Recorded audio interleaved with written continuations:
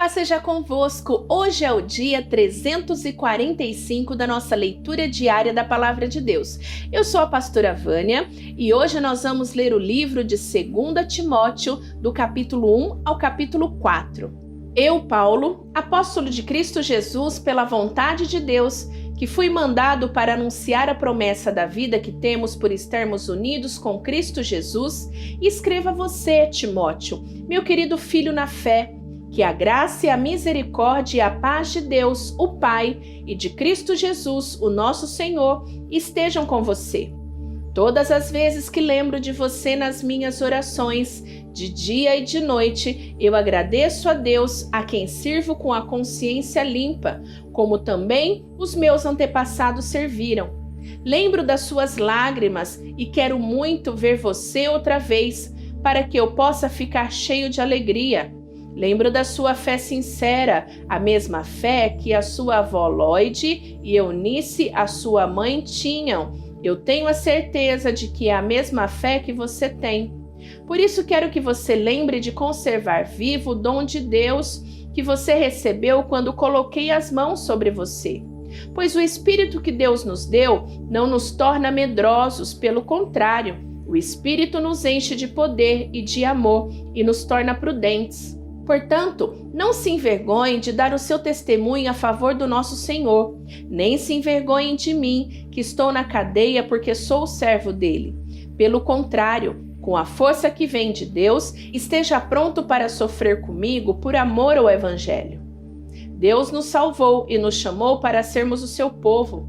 Não foi por causa do que temos feito, mas porque este era o seu plano e por causa da sua graça. Ele nos deu essa graça por meio de Cristo Jesus, antes da criação do mundo. Mas agora ela foi revelada a nós por meio do glorioso aparecimento de Cristo Jesus, nosso Salvador. Ele acabou com o poder da morte e, por meio do Evangelho, revelou a vida que dura para sempre. Deus me escolheu como apóstolo e mestre para anunciar o Evangelho. E é por isso que sofro essas coisas. Mas eu ainda tenho muita confiança, pois sei em quem tenho crido e estou certo de que Ele é poderoso para guardar até aquele dia aquilo que Ele me confiou. Tome como modelo os ensinamentos verdadeiros que eu lhe dei e fique firme na fé e no amor que temos por estarmos unidos com Cristo Jesus. Por meio do poder do Espírito Santo que vive em nós, guarde esse precioso tesouro que foi entregue a você. Você já sabe que todos os irmãos da província da Ásia, inclusive Fígelo e Hermógenes, me abandonaram. Que o Senhor seja bondoso com a família de Onesífero, pois muitas vezes ele me animou e não teve vergonha de mim por eu estar na cadeia. Pelo contrário, logo que chegou a Roma, ele me procurou até me encontrar. Que o Senhor dê a ele a certeza de que naquele dia ele receberá a sua misericórdia. E você sabe melhor do que eu o quanto ele me ajudou em Éfeso. E você, meu filho, seja forte por meio da graça que é nossa por estarmos unidos com Cristo Jesus. Tome os ensinamentos que você ouviu dar na presença de muitas testemunhas e entregue-os aos cuidados de homens de confiança, que sejam capazes de ensinar outros. Como fiel soldado de Cristo Jesus, tome parte no meu sofrimento. Pois o soldado, quando está servindo, quer agradar o seu comandante e por isso não se envolve em negócios da vida civil. O atleta que toma parte numa corrida não recebe o prêmio se não obedecer às regras da competição. E o lavrador que trabalha no pesado deve ser o primeiro a receber a sua parte na colheita.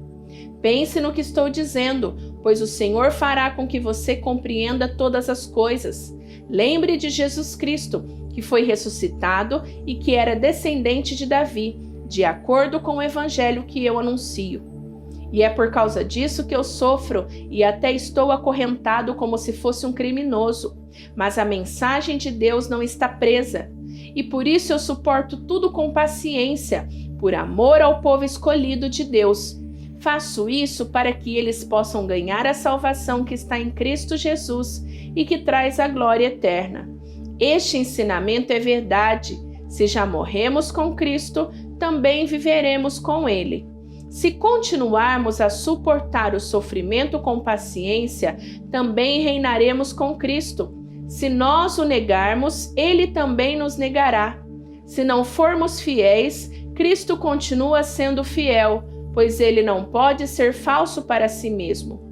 Recomende essas coisas aos que você dirige e ordene severamente, na presença de Deus, que não briguem por causa de palavras. Brigar não é bom, pois somente prejudica os que estão presentes.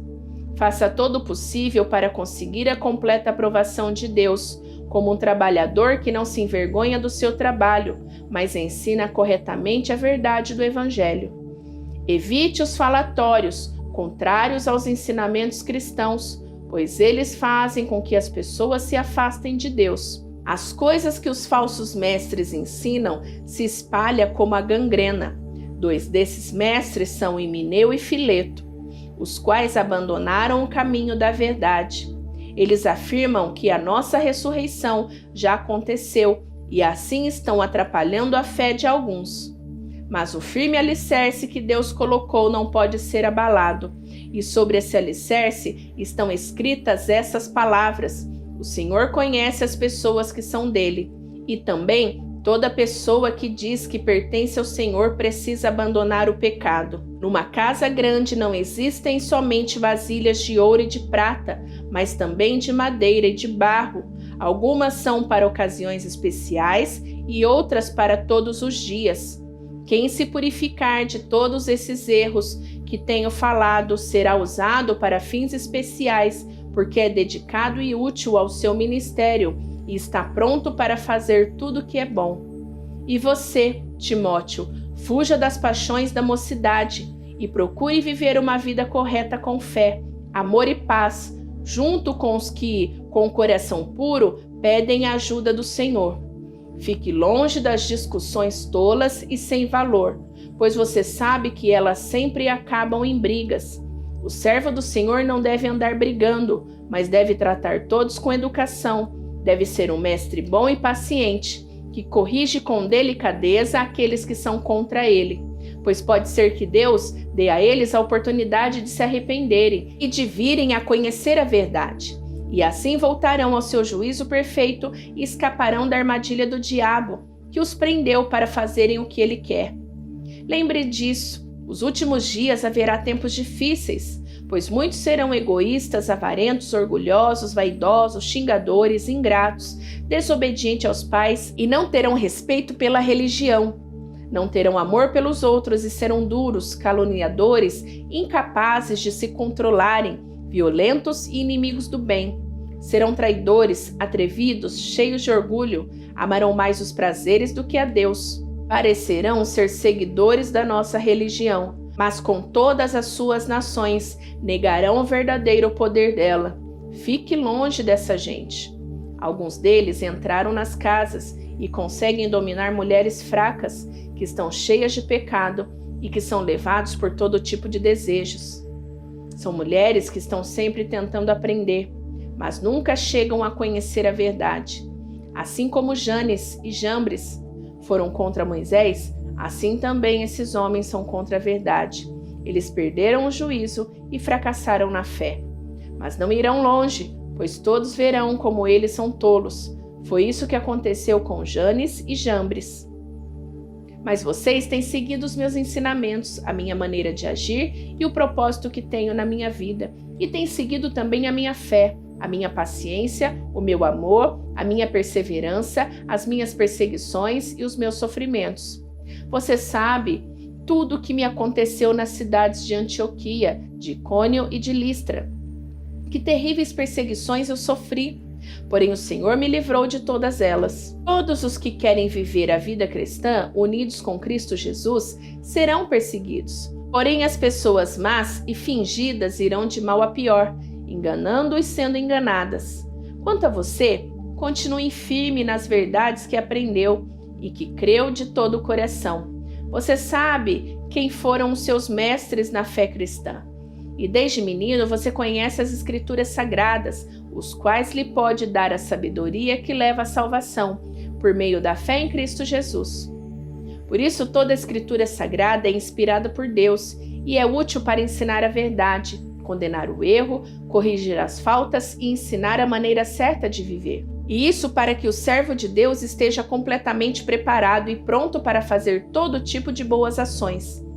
Na presença de Deus e de Cristo Jesus, que julgará todos os seres humanos, tanto os que estiverem vivos como os que estiverem mortos, eu ordeno a você, com toda firmeza, o seguinte: por causa da vinda de Cristo e do seu reino, pregue a mensagem e insista em anunciá-la, seja no tempo certo ou não. Procure convencer, repreenda, anime e ensine com toda a paciência, pois vai chegar o tempo em que as pessoas não vão dar atenção ao verdadeiro ensinamento, mas seguirão seus próprios desejos e arranjarão para si mesmas uma porção de mestres que vão dizer a elas o que elas querem ouvir.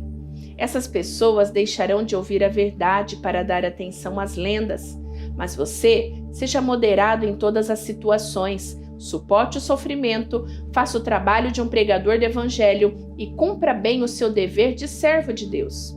Quanto a mim, a hora já chegou de eu ser sacrificado e já é tempo de deixar esta vida.